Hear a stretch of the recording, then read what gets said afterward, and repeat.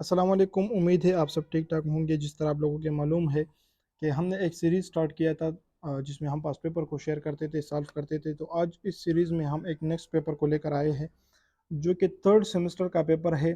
BS emergency, BS health, BS radiology, anesthesia, MLT सारे students के लिए है। ये है पैथोलॉजी का पेपर और इसको आज हम सॉल्व करेंगे। नर्सिंग वाले भी पैथोलॉजी के इस पेपर को देख सकते हैं, ये उनका भी पेपर है। तो ये 2021 का कीमियो का पेपर है और इसको हम आज सॉल्व करने जा रहे हैं। क्वेश्चन नंबर 1 हमारे पास है। अच्छा जी, इस एमसीक्यूज को मैं जल्दी जल्दी रीड करूंगा, सिर्फ करेक्ट ऑप्शन आप लोगों को बताना है कि करेक्ट इसका कौन सा है और क्यों है, तो वो आप लोगों ने खुद देखना है क्योंकि यहाँ पर टाइम इतना नहीं होता, क्योंकि ज़्यादा हम एक्सप्लेन नहीं कर सकते, फिर ज़्यादा स्टूडेंट्स बोलते हैं कि हमने स्टडी की है डीपली, लेकिन आप सिर्फ हमें एक्सप्लेन करें कि करेक्ट कौन सा है। तो इसको हम करेक्ट मार्क करते हैं और पास पेपर को देखना ज़रूरी है क्योंकि बहुत सारे क्वेश्चन पास पेपर से रिपीट होते हैं। क्वेश्चन नंबर 1 हमारे पास है, the immediate and early response against the injury in which neutrophil cell are predominantly involve is called. जो इन्फ्लेमेशन है, एक्यूट इन्फ्लेमेशन, इसमें जब इंजरी हो जाए तो उसके अर्ली रिस्पांस में न्यूट्रोफिल्स हमारे पास क्या होते हैं, प्रिडोमिनेटली इन्वॉल्व होते हैं और ये हमारे पास करेक्ट ऑप्शन है, एक्यूट इन्फ्लेमेशन। नेक्स्ट क्वेश्चन हमारे पास है, in Latin world pain is also called. Pain को हम लैटिन वर्ल्ड में क्या कहते हैं, सबको हम एक अलग अलग नेम लेते हैं। रोबार को रेडनेस कहते हैं, ट्यूमर को स्वेलिंग कहते हैं, डायर को पेन कहते हैं और कॉलर को हीट कहते हैं। ये डॉलर जो है ये करेक्ट रॉन्ग है, ठीक है। इसको जो है ना हमने करेक्ट मार्क कर देना है। स्पेलिंग को भी ज़्यादातर देखना है और फिर हमने सेलेक्ट करना है कि कौन सा है। तो rubor, redness, tumour, swelling, dolor, pain, calor, heat. इसका जो करेक्ट ऑप्शन हमारे पास है, पेन को हम डॉलर ही कहते हैं। जी नेक्स्ट क्वेश्चन हमारे पास अभी आता है, any deviation from the normal structure and function is called। जब हमारे बॉडी की फंक्शन और स्ट्रक्चर दोनों नॉर्मल है तो हमारी फिजियोलॉजी और हमारी एनाटॉमी दोनों क्या है, नॉर्मल है हमारे बॉडी की। लेकिन जब फंक्शन या स्ट्रक्चर में फ़र्क आ जाए तो इसका मतलब है कि या तो फिजियोलॉजी में फ़र्क आया है या तो एनाटॉमी में, तो इसको हम क्या कहते हैं, इसको हम डिजीज़ कहते हैं। नेक्स्ट क्वेश्चन हमारे पास अभी आता है, question number 4, dash is disease ratio in community. Morbidity is disease ratio और डेथ को क्या क्या कहते हैं, तो आप लोग मुझे कमेंट सेक्शन में बता सकते हैं। नेक्स्ट क्वेश्चन हमारे पास आता है, अननोन डिजीज इज कॉल्ड। जब डिजीज अननोन है, उसका रीजन हमें मालूम नहीं है, तो इसको हम क्या कहते हैं। इसके ऑप्शन हमारे पास मौजूद है, आप लोग देख सकते हैं, टेराटोजेनिक, टेट्राटोजेनिक या वेनरल। और जो करेक्ट ऑप्शन है वो मैं आप लोगों को बता दूं, वो आए हैं हमारे पास आइडोपैथिक। आइडोपैथिक जो है ये इसका करेक्ट ऑप्शन है। और जो आइडोपैथिक डिजीज होती है उसके नाउन, उसका जो आइडोपैथिक डिजीज जो है इसका हमें रीजन मालूम नहीं होता कि किस वजह से हुआ है। नेक्स्ट क्वेश्चन हमारे पास है, question number 6, in acute inflammation the vasodilation occur due to dash chemical mediator. Vasodilation जब हो जाए या एक्यूट इन्फ्लेमेशन हो या कौन सा भी इन्फ्लेमेशन हो, लेकिन इन्फ्लेमेशन में जब वेजोडाइलेशन होती है तो वो हमारे पास हिस्टामिन की वजह से होती है। और क्यों वेजोडाइलेशन होती है, तो वेजोडाइलेशन इस वजह से होती है कि ब्लड फ्लो ज़्यादा हो, हीलिंग जल्दी हो जाए, ठीक है। अच्छा जी, नेक्स्ट क्वेश्चन हमारे पास है, question number 7, program cell death is also called. Program cell death को हम क्या कहते हैं, एपोप्टोसिस। एपोप्टोसिस क्या है, नेक्रोसिस क्या है, एपोप्टोटिक बॉडीज क्या है, या एपोप्टोसोसीम क्या है, या के स्पेस क्या है, ठीक है। तो ये सारी चीज़ें आप लोग डिटेल से पढ़ लें क्योंकि यहाँ से ज़्यादा एमसीक्यूज आते हैं। एक्यूट इन्फ्लेमेशन से भी एमसीक्यूज आता है, ठीक है, ये बात याद रखें। अगर आप इन्फ्लेमेशन कर रहे हो तो इन्फ्लेमेशन से एमसीक्यूज आते हैं, एक्यूट से भी आते हैं और क्रॉनिक से भी आते हैं। अगर हम लैटिन वर्ड्स की बात करें तो वहाँ से भी पास पेपर में एमसीक्यूज आए हैं और बहुत दफ़ा आए हैं और अभी भी आते हैं, ठीक है। इसके अलावा अगर हम एपोप्टोसिस, निक्रोसिस, मेलिग्नेंट या बिनाइन ट्यूमर्स की बात करें तो वहाँ से भी आते हैं। बेसिसी जो है हमारे पास है, बेसिल सेल कार्सिनोमा, उनसे भी एमसीक्यूज आते हैं। उसके नेम से, उसके प्रोनाउंसिएशन से भी एमसीक्यूज आते हैं। आपने सारी चीज़ों पर बहुत सारा कंसेप्ट जो है ना अपना क्लियर करना है, ज़रूरी है ये बातें। नेक्स्ट क्वेश्चन हमारे पास आता है, question number 8, choose the best option regarding physiological example of apoptosis. देखिए मैंने बताया कि यहाँ से एमसीक्यूज आते हैं एपोप्टोसिस से भी, नेक्रोसिस से भी। तो एपोप्टोसिस के फिजियोलॉजिकल एग्जांपल क्या है? दो बातें आप लोगों ने याद करनी है, कौन कौन सी? एक फिजियोलॉजिकल, एक पैथोलॉजिकल। कि आपको फिजियोलॉजिकल और पैथोलॉजिकल दोनों एग्जांपल्स याद हो, क्योंकि कभी कभार पैथोलॉजिकल से आते हैं, कभी कभार फिजियोलॉजिकल से आते हैं। अगर आपको फिजियोलॉजिकल आते हैं और पैथोलॉजिकल नहीं आते और क्वेश्चन पैथोलॉजिकल से आ गया तो आपका क्या हो गया? टाइम ज़ाया, एमसीक्यूज आपसे क्या हो गया? मिस हो गया। तो इसका जो करेक्ट ऑप्शन हमारे पास है वो है regression of lactating breast after weaning. Details आप लोगों को इंशाल्लाह आता होगा ज़रूर।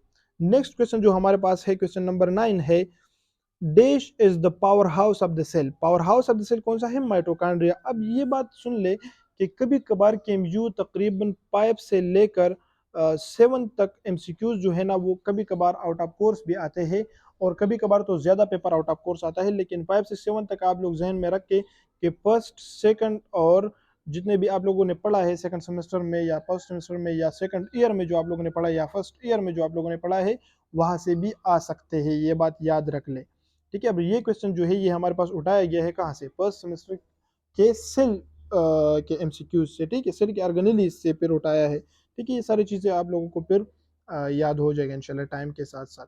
नेक्स्ट क्वेश्चन हमारे पास है, the adaptation in which the cell size increase due to excessive nourishment or increased workload is called।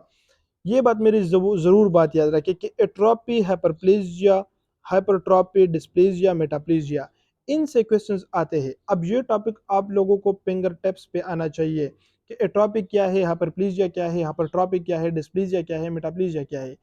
ज़्यादा जो है ना एट्रोपी पर आते हैं और हाइपरट्रॉपी पर, लेकिन बाकियों से भी हमारे पास क्वेश्चंस आते हैं, और ये क्वेश्चंस इस तरह होते हैं कि ये वो कहते हैं ना कि आपको जो डायरेक्ट वो मार्क्स देते हैं केएमयू वाले वो यहाँ से देते हैं।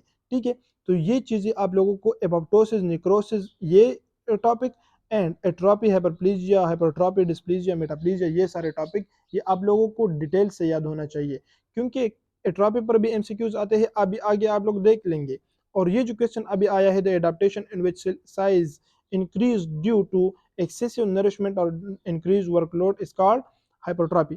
इसमें भी पैथोलॉजिकल और फिजियोलॉजिकल दोनों को याद करना है कि पैथोलॉजिकल एग्जांपल्स कौन कौन से हैं और फिजियोलॉजिकल एग्जांपल कौन कौन से हैं। वहां से भी बहुत सारे क्वेश्चंस उठाते जाते हैं, और अभी तक आए भी बहुत सारे क्वेश्चन है यहाँ से भी। नेक्स्ट क्वेश्चन जो हमारे पास है, the transport in which the molecule move from intracellular to extracellular to remove waste product is called. देखिए, वो ट्रांसपोर्ट जिसमें मॉलिक्यूल इनसाइड से आउटसाइड जाता है, तो एक हमारे पास इसको क्या कहते हैं, वो एक्सोसाइटोसिस और एंडोसाइटोसिस, वो वाला किस्सा है। ठीक है, तो इसकी जो करेक्ट ऑप्शन है हमारे पास सेल मीडिएट माइटोसिस, एंडोसाइटोसिस। ठीक है, ये हमारे पास नहीं है क्योंकि सेल मीडिएट में अलग प्रोसेस होता है। ठीक है, जो नेक्स्ट हमारे पास ऑप्शन जो आता है वो एंडोसाइटोसिस है, पेगोसाइटोसिस है, जो ये तो सेल को खाते हैं, तो ये भी गलत है। एक्सोसाइटोसिस हमारे पास इसका करेक्ट ऑप्शन है। नेक्स्ट क्वेश्चन जो हमारे पास आता है, question number 12, the study of tissues in which remove during surgery. अब सर्जरी के दौरान जिस सेल्स को रिमूव किया जाता है, BCC as common example, basal cell carcinoma या सार्कोमा, मेलानोमा, ये सारे जो है ना ये वो कैंसर्स के टाइप है। ठीक है, तो sarcoma, melanoma, basal cell carcinoma, ये सारे ओमा ओमा जो आते हैं ये वही की बात कर रहा है। अच्छा जी, इसको आप जब आप लोग रिमूव करते हैं ड्यूरिंग सर्जरी, सर्जरी के दौरान, तो इसको हम सर्जिकल पैथोलॉजी कहते हैं। और ये एमसीक्यूज भी आप लोग देख सकते हैं, 2022 में भी मेरे ख्याल में आया है, और 2016 समथिंग में भी आया है, 2021 में भी रिपीट हुआ है, तो इसको याद करना ज़रूरी है। नेक्स्ट जो क्वेश्चन हमारे पास आता है, prolong response in which tissue repair, inflammation and tissue injury occur coexist in simultaneously. यहाँ पर बहुत सिंपल है, एक क्विक ऑनसेट है, एक प्रोलॉन्ग है। जब प्रोलॉन्ग आए तो हमारे पास क्रॉनिक है, जब क्विक आए तो हमारे पास एक्यूट है। इसको याद करना जरूरी है। एक्यूट का इन्फ्लेमेशन के जो ऑनसेट है वो डिले है, वो क्या है, एक्यूट ऑनसेट का जो है वो एक्यूट का सडनली है। ठीक है, ऑनसेट वो क्विक है, और प्रोलॉन्ग का कि क्रॉनिक का वो प्रोलॉन्ग है, सॉरी। नेक्स्ट क्वेश्चन हमारे पास अभी आता है, the macrophage cell which is present in liver cell is called. Macrophages cell जो लिवर में मौजूद है, यहाँ पर देख ले अल्वेओलर सेल ये लंग्स में मौजूद होते हैं, मैक्रोग्लाइल सेल जीआईटी में मौजूद होते हैं, ग्लाइल सेल कहाँ पर मौजूद होते हैं ये आप लोग मुझे कमेंट सेक्शन में बताएं। कोफर सेल्स मौजूद होते हैं लिवर में और साइनस हिस्टोसाइट्स मौजूद होते हैं स्प्लीन में। तो यहाँ पर करेक्ट ऑप्शन हमारे पास कौन सा है, कोफर सेल्स है।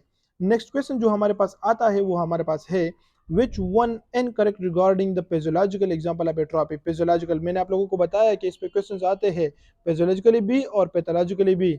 तो एट्रोपी क्या है, सेल की साइज में जब कमी आती है इसको हम एट्रोपी कहते हैं। ग्रोथ या नर्व जब हमारे पास डिमेज हो जाए, अच्छा जी इसको छोड़े। लॉज ऑफ एंडोक्राइन क्या है, जब इसकी हार्मोन सिक्रेट ना हो। एजिंग क्या है, जब बंदा बुढ़ापे में जाता है, तो ये भी करेक्ट है। लॉज ऑफ एंडोक्राइन हो जाए तो ग्रोथ नहीं होगा। डिनर्वेशन हमारे पास इसकी जो है ना वो एन करेक्ट ऑप्शन है और ये हमारे पास एन करेक्ट चाहता है, तो डिनर्वेशन एन करेक्ट ऑप्शन है इस क्वेश्चन का। ठीक है, नेक्स्ट क्वेश्चन हमारे पास आता है अच्छा जी question number 16। The end product of macrophages activation through classical pathway। end product of macrophages activation हमारे पास है माइक्रोबेसिडल एंड इन्फ्लेमेशन, ये हमारे पास इसका करेक्ट ऑप्शन है। नेक्स्ट क्वेश्चन हमारे पास आता है question number 17। Choose the wrong option regarding plasma derived chemical mediator.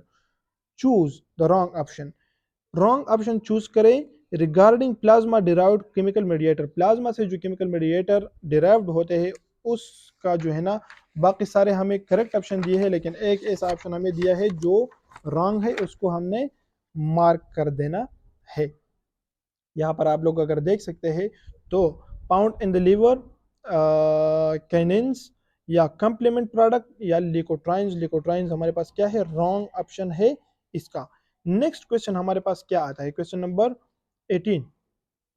अच्छा जी, on day 28 of menstrual cycle in a 23-year-old female, there is a menstrual bleeding that lasts for few days. She has had these regular cycles for many years. Which of the following process is most likely happening in the endometrium just before the onset of bleeding? ये हमारे पास क्या कहता है कि 28 day पर एक 23 year old female है जिसकी मेंस्ट्रुअल ब्लीडिंग हमारे पास होती है, वो रेगुलर साइकिल इससे बहुत सारे सालों से आते हैं, 12 to 13 या 14 से ऑनवर्ड जो है ना ये आते हैं। Which of the following process is most likely happening in the endometrium. Endometrium क्या है, जो 3 लेयर्स है, मायोमेट्रियम, एंडोमेट्रियम, एक्सोमेट्रियम, वो उसकी बात हो रही है। तो एंडोमेट्रियम की जो ब्लीडिंग है उसकी बात हो रही है।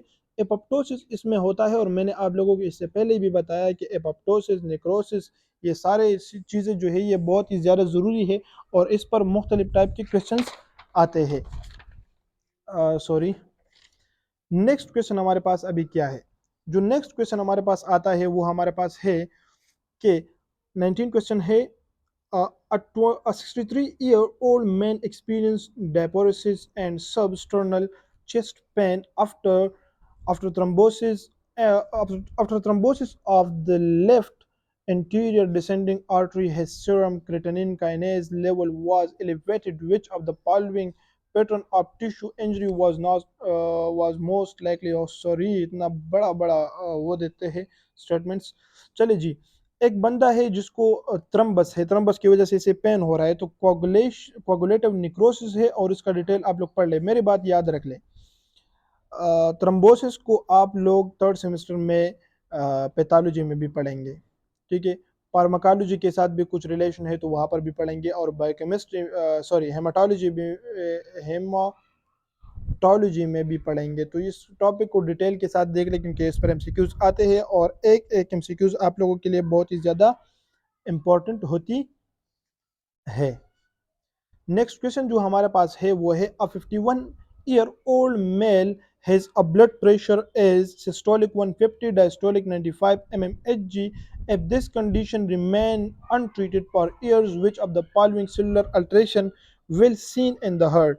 देखिए, अगर बीपी एक बंदे की ज़्यादा है, एक पेशेंट है उसकी बीपी हमारे पास ज़्यादा आ रही है और रेगुलर ये बीपी हमारे पास ज़्यादा है, तो अगर ये ट्रीट ना किया गया तो क्या होगा? एट्रोपी, सेल साइज कम होगा, हाइपरप्लेजिया, हाइपरट्रॉपी, सेल की साइज भी बढ़ेगी और नंबर भी बढ़ेंगे क्योंकि हार्ट पर जो है वर्कलोड क्या है, ज़्यादा है। अच्छा जी, नेक्स्ट क्वेश्चन हमारे पास क्या आता है? नेक्स्ट क्वेश्चन जो हमारे पास आता है वो हमारे पास है accumulation of lipopyogen granule in the cell typically seen in which of the following condition? Atrophy में हमारे पास ये होता है, ये कंडीशन एट्रोपी में होता है। नेक्स्ट क्वेश्चन जो हमारे पास आता है वो क्या है? After the birth of her first chilled, एक फीमेल की जो पहली बच्ची हो जाए, a 19 or old year old female begin breastfeeding the baby. She continued breastfeeding for almost a year. Which of the following processes that occur in the breast during pregnancy allow her to nurse the infant? अच्छा जी, ये है stromal हाइपरट्रॉपी, और बाकी option हम पढ़ते हैं कि वो क्या है। ये है लोबार हाइपरप्लीजिया। लोबार हाइपरप्लीजिया क्या है, हाइपरप्लीजिया क्या है, हाइपरट्रॉपी क्या है, एट्रॉपी क्या है, ये सारी चीज़ें आप लोगों ने डिटेल से पढ़नी है। नेक्स्ट क्वेश्चन जो हमारे पास आता है वो हमारे पास है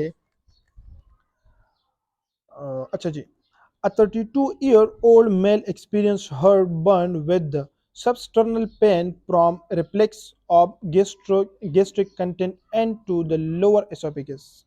After many months, the esophageal exhibit the microscopic appearance pathology. Which of the following pathological alteration has occurred? Columnar epithelial metaplasia। एक जो हमारे पास है कोलमिनर एपिथेलियल है और एक स्क्वामस है। तो हाइपरप्लीजिया में ये चीज़ ज़रूर पढ़ लें कि कॉलमिनर से स्क्वामस क्यों जाते हैं तो कौन सा होगा, और अगर स्क्वामस से कॉलमिनर जाता है तो कौन सा होगा, ये चीज़ भी पढ़ लें और मुझे कमेंट सेक्शन में बता दें। नेक्स्ट क्वेश्चन हमारे पास आता है 24। The product of the complement system are involved in all of the following steps or phases of the inflammatory response except। देखिए जी, इसमें है killing of bacteria in the phagocytosis vacuole. Next question हमारे पास आता है after the leukocytosis, after the leukocytes leave the vasculature, their migration and tissue to the site of injury is mediated by which of the following substance acting as a chemostatic factor? कीमोकाइनीज हमारे पास क्या है, correct option है। मैं explain इस वजह से नहीं कर रहा कि टाइम लेगा आप लोगों का भी, और कुछ लोग तंग होते हैं, तो इस वजह से मैं ज़्यादा एक्सप्लेनेशन पर तवज्जो नहीं दे रहा। Aspirin is often used for the anti inflammatory effect. Which of the following feature of the inflammation inflammatory response is affected by aspirin. Aspirin जब आप पढ़ेंगे फार्माकोलॉजी में तो एस्पिरिन इन्फ्लेमेशन भी उसको ट्रीट करता है, पेन को भी ट्रीट करता है, इसके साथ साथ एनर्जेसिक है, और इसके साथ साथ फीवर अगर है हमारे पास तो उसको भी ट्रीट करता है। ब्लड थिनर भी है, ठीक है, ब्लड थिनर भी है, और वेजो डायलेशन भी करता है। ठीक है, तो वेजो डायलेशन क्यों करता है, इन्फ्लेमेशन किस तरह ट्रीट करता है, पेन को किस तरह ट्रीट करता है, इसके अलावा फीवर को भी जो है ना उसको भी कम करता है। तो ये सारी चीज़ें एस्पिरिन करता है। फार्माकोलॉजी में इंशाल्लाह आप लोग पढ़ लेंगे। हाय, जितना मैं इन बड़े बड़े स्टेटमेंट से तंग हूँ, इतना ज़्यादा स्टेटमेंट्स आते हैं। और ये बात याद रखें कि पैथोलॉजी में सारे स्टेटमेंट्स आपको लॉन्ग लॉन्ग देंगे, और उसको 60 मिनट के अंदर अंदर उसको देखना और उसके करेक्ट ऑप्शन लिखना ये भी बहुत मुश्किल है। लेकिन खैर है, अल्लाह आप लोगों के एग्ज़ाम्स को आसान करे। क्वेश्चन नंबर 27 हमारे पास मौजूद है। ये कहता है a 36-year-old male has experienced mid-epigastric abdominal pain for the past 3 months. Upper endoscopy revealed 2 centimeter alteration है, लेकिन गलत लिखा है ulceration of the gastric antrum. A biopsy of ulcer shows angiogenesis with the fibrous and mononuclear cell infiltration with lymphocyte and plasma cell. The best term for the pathological process is who। ये इतना बड़ा statement मुझे खुद भी statement को जो है ना बहुत क्लियरली मैंने डिटेल के साथ नहीं देखा। अभी इसको आप लोगों ने भी डिटेल से देखना है और उसको पढ़ना है, फिर आगे करेक्ट ऑप्शन पे जाना है, क्योंकि मुझे ये बड़े बड़े स्टेटमेंट जो होते हैं मेरा दिल भर आता है, इससे नहीं पढ़ सकता इतना बड़े बड़े स्टेटमेंट में खुद, लेकिन आप लोग पढ़ ले, आप लोगों की मजबूरी है। अच्छा जी, क्रॉनिक इन्फ्लेमेशन में ये होती है चलिए मैं एक दफ़ा फिर भी आप लोगों के दिल के लिए जो है ना इसको पढ़ लेता हूँ कि क्या है और क्या कह रहा है कि 36 ओल्ड मेल है, ठीक है, 36 year old mail experience epigastric abdominal pain. Epigastric जो है, एपिगेस्ट्रिक कहा एब्डोमिनल पेन है। एपिगेस्ट्रिक और गेस्ट्रिक ये सारी चीज़ें आप लोग पढ़ लेंगे। एपिगेस्ट्रिक पेन है, इसको 3 मंथ से, पिछले 3 मंथ से इसको एपिगेस्ट्रिक पेन है। एंडोस्कोपी में हमें नज़र आया है कि 2 सेंटीमीटर अल्ट्रेशन है of gastric antrum. Gastric antrum जो है वहाँ पर 2 सेंटीमीटर है। Biopsy of ulcer shows Enzo angiogenesis with the fibrosis and mononuclear and cell infiltration with lymphocyte plasma cells the best term। अब इस कंडीशन को, ये क्या है, ये क्रॉनिक है क्योंकि पास्ट 3 मंथ से हमें आ रहा है। अगर ये जल्दी आ गया था तो इसको हम एक्यूट कहते हैं, लेकिन ये पास्ट 3 मंथ से ये पेन हमें हो रहा है। तो आप लोग इतने बड़े स्टेटमेंट को, अब ये डॉक्टर्स इसको बेस्ट तरीके से समझेंगे, लेकिन हमें एक्यूट और क्रॉनिक के साथ काम है कि एक्यूट है या क्रॉनिक है, तो इसको हम अच्छे तरीके से डील कर सकते हैं। Choose the best option in the following word regarding pleural effusion. अब प्लूरल इफ्यूजन क्या है? हाइपोथोरिक्स, हाइड्रोथोरिक्स, हाइड्रो, हाइपो और ये सारी चीज़ें नहीं है, ये पेरिकार्डियम जो है वहाँ पर लग, जिस तरह हमारे पास मेनिंजीज है, जिस तरह हमारे पास लंग्स जो है, इससे भी एक वो सर्कुलेट है, एक मेनिंजी टाइप है, उसकी कवरिंग जो इसने की है, जो इसके उसको हम पर्दे जो कहते हैं, वो जो है वो प्लूरल जो है उसमें इफ्यूजन जब हो जाए तो हाइड्रोथोरिक्स को हम क्या कहते हैं। इसको आप डिटेल से पढ़ लें क्योंकि थोरिक्स में हमारे पास उसके वो जो वो होता है, मैं अभी भूल गया, जो 2 लेयर है, एक है विजरल और एक है प्लूरल। तो इसमें अगर इफ्यूजन हो जाए तो उसको हम हाइड्रोथोरिक्स कहते हैं। कभी कभार हम भी चीज़ बोल जाते हैं और कभी कभार हम भी गलत होते हैं, तो आप लोग अपने डिटेल्स खुद पढ़ लिया करें डिटेल के साथ, ठीक है। नेक्स्ट क्वेश्चन हमारे पास आता है, question number 29। Following are the cases of localize edema. Localize edema क्या है और बाकी एडिमा आप लोग डिटेल के साथ पढ़ लें, ठीक है।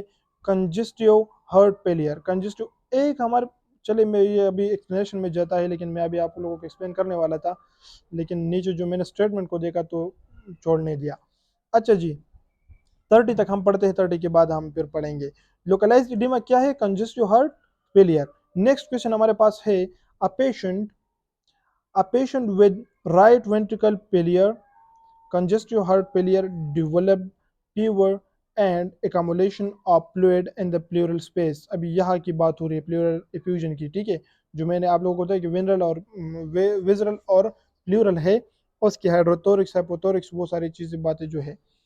The fluid has high specific gravity and it's containing degenerating neutrophil. The most likely cause of fluid accumulation is increase in vascular permeability. ये हमारे पास करेक्ट ऑप्शन है। अच्छा जी, मैंने आप लोगों के साथ अगर जो नॉलेज शेयर किया है, इसमें मुझे कुछ चीज़ें खुद भी नहीं आते और कुछ चीज़ें मैं आप लोगों से सीखूंगा, ठीक है।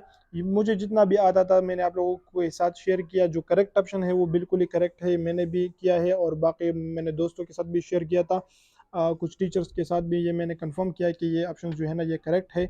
लेकिन अगर मुझे स्टेटमेंट रीड करने में कोई गलती हुई है या मैंने स्टेटमेंट गलत रीड किया है या मैं अभी अंडरस्टैंड नहीं किया मैंने, तो उसके लिए मैं माजरत चाहता हूँ। और बाकी इंशाल्लाह नेक्स्ट जो ये 30 से लेकर अनवर्ड एमसीक्यूज हैं इसको हम इंशाल्लाह सॉल्व करेंगे नेक्स्ट पेपर में। यहाँ तक जो है ना मैं आप लोगों को खुदाफिज कहता हूँ और इंशाल्लाह नेक्स्ट पेपर जो है ना वो हम यहाँ से स्टार्ट करेंगे इसके नेक्स्ट पार्ट को। Thank you so much.